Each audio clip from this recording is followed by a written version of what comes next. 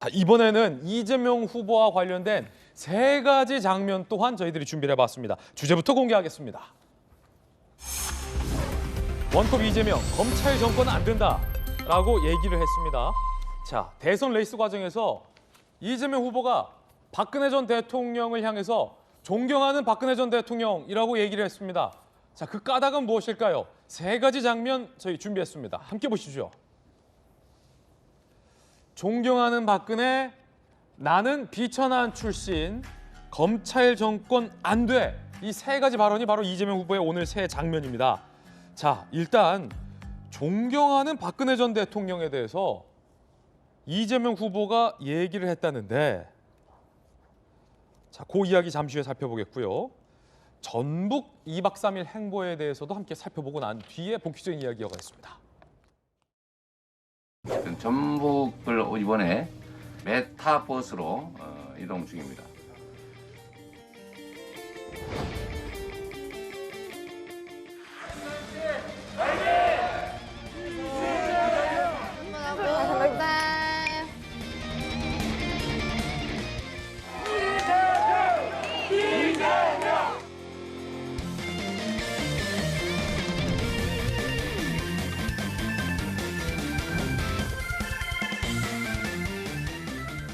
우리 이재명 후보와 민주당이 꼭 승리하도록 함께 최선을 지금보다 더 국민의 아픈 것을 살피고 국민의 더 나은 삶을 꾸려갈 이재명 정부가 필요하다고 생각합니다. 여러분 동의하십니까?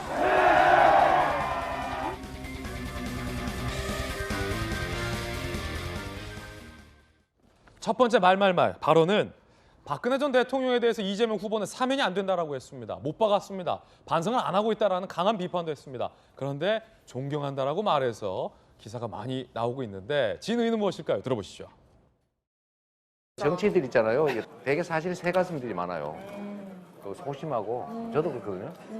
그래가지고 막 위축되고 이럴 때 누가 와 이렇게 해주면 힘나고 갑자기 자신감 생기고 이 주름이 쫙 펴지고 막 이럽니다. 그래서 우리 존경하는 박근혜 전 대통령께서 대통령 하시다가 힘들 때 대구 소문시장을 갔다는 거 아닙니까? 여기 가면 뭐 지침이 쫙 나죠.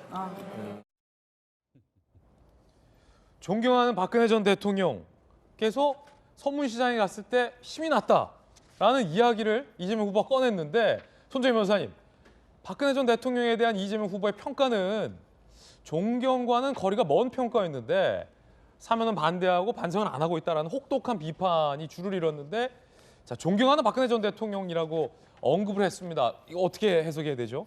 실언이거나 그냥 갈래적으로 표현하는 문구들을 그냥 이야기한 거 아닐까 생각이 드는데, 우리 청문회 과정에서 보면 서로 막 공방을 하면서 서로 삿대질하면서 입으로는 존경하는 의원님 이렇게 하거든요. 예. 약간 그 상황과 유사한 거 아닐까라는 생각이 실언이거나 해보고요. 말버릇이거나. 왜냐하면 박근혜 전 대통령을 존경하시는 분들도 있을 것이고 더 반성해야 된다라는 국민적 시각도 있을 것인데, 역사적인 평가를 하기엔 아직은 현재 진행형인 대통령이시기 때문에 대선 후보가 섣불리 존경하는이라는 거를 상징적으로 표현하기엔 굉장히 어렵지 않을까라는 생각이 들어서요.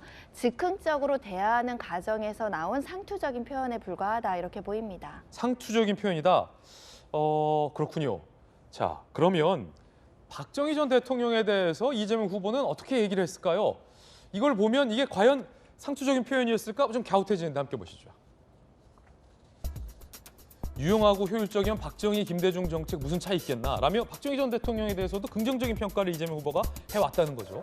박정희 전 대통령께서 경부고속도로를 만들어 제조업 중심 산업화 길 열었듯 에너지 고속도로를 깔겠다라고 얘기를 해왔다. 혹시 박근혜 전 대통령에 대해서도 존경하는 이라는 수식어를 전략적으로 붙인 게 아니냐라는 일각의 관측도 있습니다. 자, 그러면 이재명 후보 측의 이야기도 한번 들어보겠습니다. 박근혜 전 대통령을 존경한다라고 말한 이유가 뭘까? 대변인은 감옥 간 박근혜라고 말하면 무례해 보일 수 있어서 일반적인 표현을 앞에 붙인 것이다. 정치인들은 크게 싸운 상대에 대해 통상 존경하는 이라는 말을 붙였다. 손정혜 변호사님의 해석이 맞다. 이재명 후보 측에선 이런 얘기를 합니다. 황교익 씨는 이렇게 해석을 했습니다. 황교익 씨는 이재명 후보가 경기관광공사 사장에 내정했던 인물이기도 합니다. 황교익 씨의 해설입니다. 존경하는 이라는 수식어를 붙이는 이유는 속에서 끓어오르는 그 무언가를 누르기 위한 것인 줄 알고 있다. 일반인이 말귀를 전혀 못 알아듣는 상대를 앉혀놓고 말을 시작할 때 내뱉는 한숨 비슷한 거다. 황교익 씨 해설을 들어보면 약간 끓어오르는 증오와 분노를 일부러 반어적으로 이재명 후보가 했다라고 해석하고 있습니다. 해석이 제각각. 자, 그러면 민주당의 전재수 의원님 잠시 후에 이야기 들어보겠고, 김병민 대변인님, 네. 박근혜 전 대통령을 지지하는 사람들 입장에서나 아니면 혹은 기본적인 이 보수 유권자 입장에서 들을 때 이재명 후보가 박 전 대통령에 대해서 반성이 없다, 사면 반대하고 존경하는 박근혜 전 대통령이다라고 말을 했을 때는 어떤 느낌이 드셨습니까? 뭐 다른 거 다 떠나서 지금 이제 여러 분석들을 해주신 것 아닙니까? 근데 만약 그 분석이 사실이라면 이재명 후보의 발언이 과거에도 우리 존경하는 박근혜 전 대통령께서는 이라는 표현들이 이곳저곳에서 나왔어야 일관성 있는 거잖아요. 근데 제가 이재명 후보의 육성으로 우리 존경하는 박근혜 전 대통령께서는 이라는 표현을 전 처음 들어본 것 같습니다. 개인적으로. 그러니까 뉴스가 되고 있는 것 아닙니까? 그래서 제가 드는 생각은 급하긴 급하구나. 선거 때 중도를 넘어서 보수 표심까지 흔들어 놓기 위한 뭔가 전략적인 행보를 나서는 것 아닌가 이런 생각을 지울 수가 이게 없는데요. 뭐 단순히 상투적인 표현 아닐 것이다. 네, 왜냐하면 민주당이 이재명이 아니라 이재명이 민주당을 만들다고 하면서 지금 엄청나게 많은 변신을 하지 않습니까? 그러니까 박근혜 전 대통령에 관련된 문제에서 문재인 정부와의 여러 가지 다 결이 다른 갈래들이 있겠습니다만은 이재명 후보가 지금까지 민주당과는 다른 모습을 보이기 위해서 많은 노력들을 하고 있는 것 같고 그 변신 과정 중에 하나로서 박 전 대통령에 대한 평가도 달리 다른 방식으로 쏟아내는 것이 아닌가라는 생각이 드는데요. 제가 급하긴 급한가 보다라고 표현했던 것은 선거를 앞두고 중도층의 표심이 필요하니까 이렇게 얘기를 했다가 선거가 끝나고 그 표심이 필요 없게 되는 순간이면 또 평가가 달라질 것 같아서 저는 요즘 이재명 후보의 말이 뭐가 도대체 진심인지를 알 길이 없다 이런 생각이 듭니다. 김병민 대변인 의견 들어봤습니다.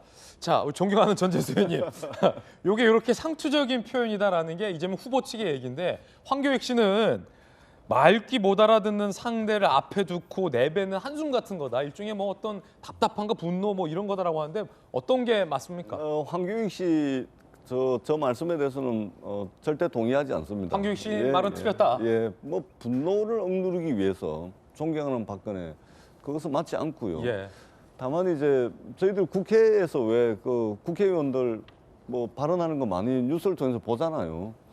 존경하는지 존경하지 않는지는 모르겠지만 항상 상대 의원을 이제 그 호명을 할 때는 존경하는 누구 의원님 이렇게 하잖아요. 예. 그런 차원입니다. 그런 차원으로 그냥 이해를 해주시고 또 편안한 자리에서 서로 이제 이야기를 주고받는 그런 자리지 않습니까?